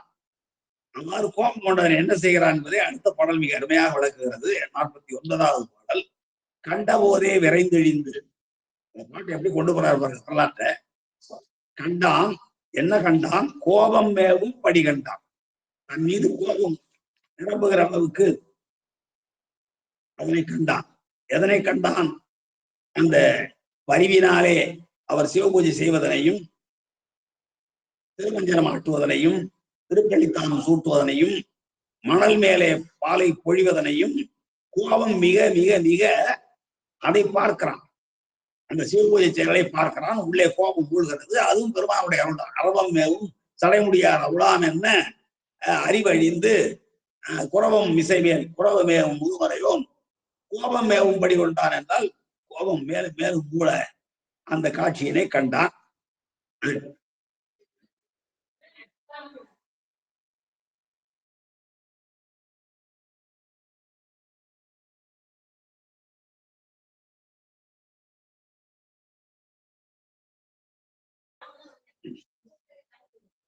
குரவம் மேவும் படி கண்டான். கண்ட போதே கோபம் மூலம் அங்கிருந்து பார்த்தான். குராமரம் ஒளித்திருந்தவன் பார்த்தான். கண்ட போதே விரைந்து இழிந்து வேகமா இறங்கி வர மரத்துல இருந்து. கண்ட போதே இந்த காட்சியை, அதாவது மணல் லிங்கம் ஸ்தாபித்து ஆலயங்கள் எல்லாம் அமைத்து சுற்றாலயம் எல்லாம் அமைத்து எல்லாம் வழக்கம் போல செய்து ஆணிரை தந்த அந்த பாலை குடங்களில் நிரப்பி அவற்றை கொண்டு வள்ளித்தாவம் எல்லாம் சாத்தி மஞ்சனமாக இந்த பால் நிறைந்த குடங்கள் இருக்கிற பாலை ஆட்டுகிற பொழுது கண்ட போதே மூல கண்டால் அளவா கோபம் மூல கண்டால் அளவா அவ்வாறு கண்ட போதே விரைந்து இழிந்து கட்டித்து சென்று, என்ன வேகம் பாருங்க. கண்ட உடனேயே விரைந்து இறங்குகிறான். இழிந்து மேலிருந்து இறங்கி மரத்திலிருந்து இறங்கி கடிது விரைந்து சென்று விசார சர்மர் பூஜை செய்கிற இடத்துக்கு சென்று கை தண்டு கொண்டு, கையில ஒரு தண்டு வைத்திருக்கிறான். ஒன்று வயதான முதுமையின் காரணமாகவும் கையில் தண்டு இருந்திருக்கலாம், அல்லது இவரை தாக்க வேண்டும் என்று பக்கத்துல கிடந்த ஏதாவது ஒரு கழி எடுத்திருக்கலாம். கை தண்டு கொண்டு மகனார் திருமுதியில் பாருங்க மைந்தனார் மகனார் திருமகனார் என்றுதான் சொல்றார். மகனார் திருமுதியில், அதை கூட முதுகுன்னு சொல்லல. ஒரு அடியாருடைய முதுகை சொல்லுகிற பொழுது கூட அது அடிவாங்குகிற இடம். எனவே அந்த நம்ம சாமியை சொல்லும்போது கூட சும்மா சொல்லுவாரு. மண்சு வந்து கூலி கொண்டு அக்கோவால் முத்துண்டு புன்சு வந்த பொன்மேனி பாடுதுங்கா அம்மானா என்று பெருமான சொல்ற பொழுது கூட சாதாரண சொல்லிட்டு போயிட்டார். மண் சுமந்து கூலி கொண்டு அக்கோவால் முத்துண்டு என்று. ஆனால் இங்க பாருங்க திருமுதியில். எனவே அரணை சொல்லுவதை விட அடியாரை சொல்லுகிற பொழுது மிக உயர்வாக சொல்ல வேண்டும் என்ற ஒரு முறையை நமக்கு சொல்லித் தருகிறார். ஏனென்றால் அரண் வழிபாடு என்பதை விட அடியார் வழிபாடு என்பது மிகவும் மேலானது. அதுதான் பெரிய புராணமே. திருத்தொண்ட தொகை சொல்வது என்ன என்றால், இறை வழிபாட்டை விட அரண் வழிபாட்டை விட அடியார் வழிபாடு மேலானது. அப்பதான் ஆதூரில் இருக்கிற பெருமானுடைய அன்புக்கு இவர்கள் ஆளாவார்கள் என்று நம்முடைய நம்பியார் குறிப்பிடுவதனாலே கண்டபோதே விரைந்தெழிந்து கடிது சென்று கைத்தண்டு கொண்டு, கையில ஒரு குச்சி எடுத்துக்கொண்டு மகனார் திருமுதுகில் புடைத்து, மகனாராகிய அந்த விசார சர்மருடைய முதுகில் அடிக்கிறார். கையில ஒரு தண்டை வைத்துக் கொண்டு அவர் சிவபூஜை செய்கிறார். நன்றாக நினைவு கொள்ள வேண்டும். மணலாலே லிங்கம் சாதித்து அதுக்கு திருப்பள்ளித்தாவம் சாத்தி பாலாபிஷேகம் செய்து கொண்டிருக்கிற அந்த நேரத்தில் இவர் வேகமாக இறங்கி வந்து அந்த அந்தணர்கள் சபையிலே சொன்னது உண்மைதான், அவர்கள் சொன்னபடிதான் இங்கே நடந்து கொண்டிருக்கிறது, மணல்லே தான் ஊற்றுகிறான், அவருக்கு அது சிவலிங்கம் என்றோ இந்த சிவலிங்கத்துக்கான அபிஷேகம் ஆகம விதிப்படி நடைபெறுகிறது என்றோ என்ற உணர்வெல்லாம் வராமல், ஏனென்றால் இவருடைய அறிவழிந்து போயிற்று. அங்கே ஸ்தாபிக்கப்பட்டிருப்பது சிவலிங்கம் என்றும் அங்கே அபிஷேகம் நடைபெறுகிறது என்றும் முன்னாடி நடந்தது திருப்பள்ளித்தாமம் என்றும் இப்படியாக சிவபூஜை நடைபெறுகிறது என்ற உணர்வு வராத வகையில் பெருமானுடைய அருளாலே அறிவழிந்து போனான் ஏற்றதத்தன். அவ்வாறு அறிவழிந்து போனமையினாலேதான் மகனாருடைய திருமுதுகில் கைத்தண்டு கொண்டு புடைப்ப அடிக்க ஒன்னும் சொல்லல. அவரு அடிக்கடிக்க அவர் பாட்டுல இருக்கிறார், பூஜை தொடர்ந்து நடந்து பெற்று கொண்டே இருக்கிறது.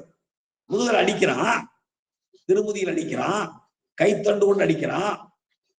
அப்போ அடித்த உடனே இப்ப நம்ம சிவபூஜை நம்ம ஏதோ வந்து செய்து கொண்டிருக்கிறோம், படித்துக் கொண்டிருக்கிறோம், எழுதி கொண்டிருக்கிறோம், யாரேனும் ஒருவர் நம்முடைய முதுகிலை அடித்தால் திரும்பி பார்ப்போம் இல்லைங்களா? அப்போடைய நம்முடைய நினைவு அந்த எழுதுவதிலோ படிப்பதிலோ மட்டுமல்லாமல் வேறு இடங்களிலும் இருக்கிறது என்பது பொருள். ஆனால் இங்க நம்முடைய ஒன்றிய மனத்தை உடைய நாளே ஒருமை நினைவால் உம்பர்வீரான் உவக்கும் பூஜை அவர் செய்கின்றார் அல்லவா? ஒருமை நினைவால் உம்பர்வீரான் உவக்கும் பூஜையை செய்வதனாலே உம்பர்வீரானுக்கு உவப்பான செயலை செய்கிற பொழுது தன்னுடைய உடம்புக்கு ஏற்படுகிற எந்த இடையூற்றை பற்றியும் அவருக்கு தெரியவில்லை. அதான் இங்க கைத்தண்டு கொண்டு மகனார் திருமுதியில் புடைக்க ஒண்ணும் செய்யல. அப்புறம் கொடிதாம் மொழி கூற கடிய மொழிகளை எல்லாம் சொல்லுகிறான், வசைமொழிகளை பாடுகிறான். கொடிய மொழிகளை சொல்லுகிறான், அடிக்கிறான். அடிப்பதனால எந்த மாற்றமும் தேவையில்லை, அவர் பாட்டு அபிஷேகம் பண்ணிட்டே இருக்கிறாரு. அப்ப கடுஞ்சொற்களை சொல்லுகிறான். அப்பொழுது அவருடைய காதல வேலை. கொடிதாம் மொழி கூற தொண்டு புரியும் சிறிய பெரும் தொண்டலார், சிவத்தொண்டே புரிந்து கொண்டிருக்கிற, சிவ வழிபாடே செய்து கொண்டிருக்கிற, சிவபூஜையினையே செய்து கொண்டிருக்கிற சிறிய பெரும் தோன்றலார். தோன்றலார் என்றால் பெருந்தகை அல்லது பெருமைக்குரியவர் என்பது பொருள். சிறிய பெரும் தோன்றலார் என்றால் முன்னாடியே சிறிய பெருந்தகையார் என்று படிச்சிருக்கிறோம் அல்லவா? உருவத்தால் வயதால் சிறியவர், செயலால் பெருமைக்குரியவர், அதான் சிறிய பெரும் தோன்றலார். தம் பெருமான் மேல் மண்டு காதல் அர்ச்சனையின் வைத்தார் மற்றொன்று அறிந்திரலார். இந்த சிறிய பெரும் தோன்றலார் ஆகிய நம்முடைய விசார செருமர் தம் பெருமான் மேல் வழிபாடு செய்து கொண்டிருக்கிறது. அங்கே மணல் இல்ல, அது பெருமான் தான். நம்ம முன்னாடி கூட பார்த்தோம் இல்லைங்களா, அந்த சம்பாதி சடாயில் வரலாம் செஞ்சாங்கல்ல, வேதத்தின் வெண்மணலே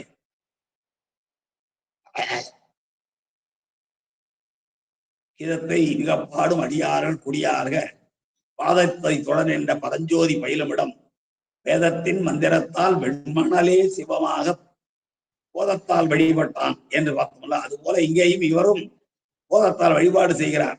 அதுதான் இங்கே பெருமான் மேல் மண்டு காதல், நிறைந்த காதல். அந்த காதல் எவ்வளவு பெரியது என்றெல்லாம் சொல்ல முடியாது, வேறுபாடு தெரியாத நிலை. அந்த மண்டு காதல் அர்ச்சனையின் வைத்தார், அந்த வழிபாட்டில் மட்டும்தான் அவருடைய சிந்தனை இருக்கிறதே தவிர தன்னுடைய முதியில் யாரோ ஒருவர் வேகமாக புடைக்கிறார் என்றோ, செவிகள் பொறுத்து கொள்ளாத வகையில் கடுஞ்சொற்களை யாரோ கூறுகிறார் என்றோ புரிந்து கொள்ள முடியாத வகையில் மண்டு காதல் அர்ச்சனையின் வைத்தாரை தவிர, தன்னுடைய புத்தியை மாற்ற வைத்தாரை தவிர மற்றொன்று அறிந்தினர். தன்னை முதுகிலே தாக்குகின்ற செயலையும் கடுமொழிகள் கூறி இகழ்கின்ற அந்த மொழிகளையும் அறிந்தினர், அவர் அறியவில்லை என்று இந்த பாடல் நிறைவுறது. இதற்கு மிக அருமையான ஒரு பொருத்தமான ஒரு திருமந்திர பாடலை நம்முடைய உரையாசிரியர் பெருமக்கள் இருவரும் காட்டியிருக்கிறார்கள். யார் இருவர் என்றால் நம்முடைய சிவகவிமணி ஐயா அவர்களும்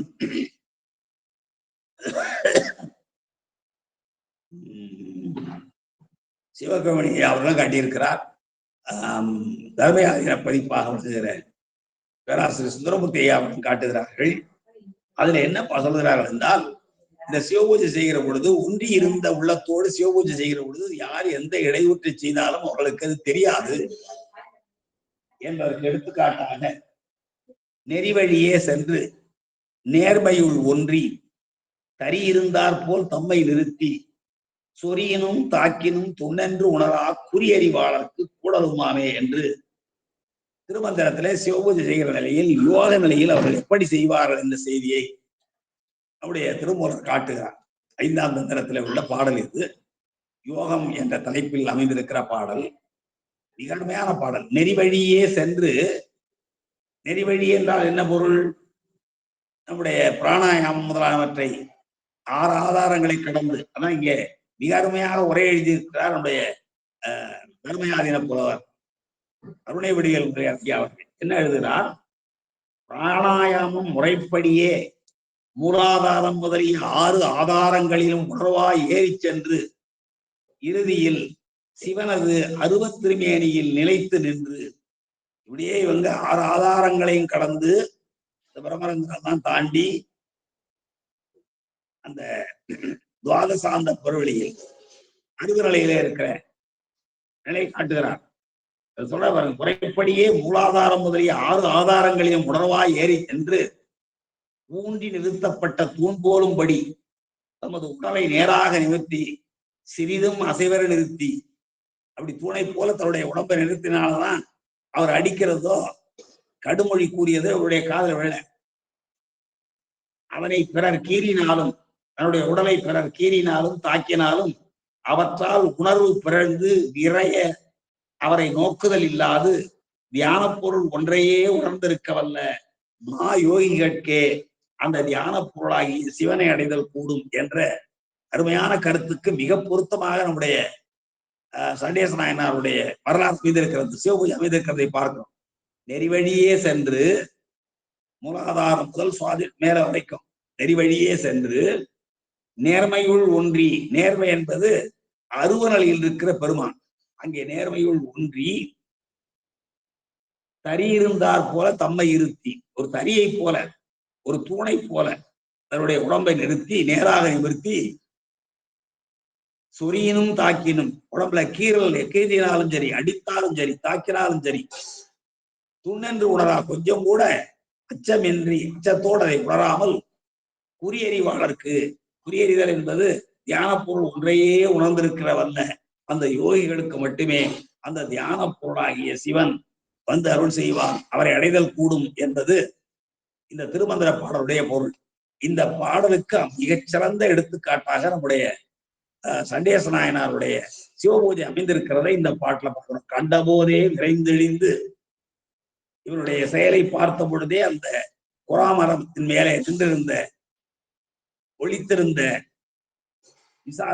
எச்சதத்தன் விரைந்து இறங்கி வந்து கடிது சென்று வேகமாக அந்த இடத்தில் சென்று கைத்தண்டு கொண்டு அவருடைய முதியிலே புடைக்கவும், அதனாலே எந்த மாற்றமும் இல்லாமல் இந்த தரியை போல எந்த மாற்றம் இல்லாமல் இருக்க கடிதாம் மொழி கூறவும், கொடிய மொழிகளை சொல்லி அவர் இகழவும், தொண்டு புரியும் சிறிய பெருந்தோன்றலார் சிவ வழிபாட்டின் மட்டுமே தன்னுடைய உள்ளத்தை நிலைநிறுத்தி இருக்கிற சுற்றுப்புற சூழலை எதுவுமே புலனாகாத நிலையில் ஒன்றி இருந்து நினைந்து கொண்டிருக்கிற, வழிபாடு செய்து கொண்டிருக்கிற சண்டேச விசார சர்மர் சிறிய பெருந்தோன்றலாகிய அவர் தம் பெருமான் மேல் மண்டு நம்முடைய பெருமான் ஆகிய சிவனிடத்து கொண்ட நிலைவேறு நிலைத்த மிக பெரும் காதலோடு கூடிய அர்ச்சனையில் தன்னுடைய கவனத்தை வைத்திருந்தாரே தவிர மற்றொன்றும் அறிந்திலர்.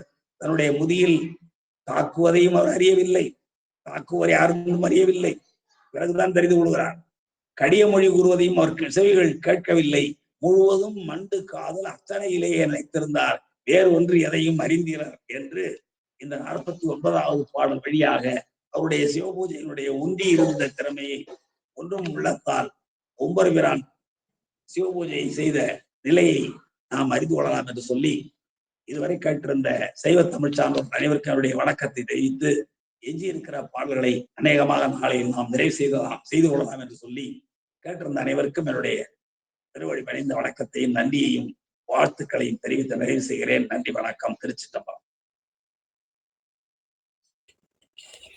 சிவசிவா, மிக்க மகிழ்ச்சி ஐயா. சிவசிவா. டாக்டர் இருக்குங்களா? சிவசிவா டாக்டர் போயிட்டாரு. விஜயலட்சுமி ஜெயலட்சுமி ஊர்லயே இல்ல, அவங்க சென்னையில இருக்குங்க. சரி. ரேவதி இது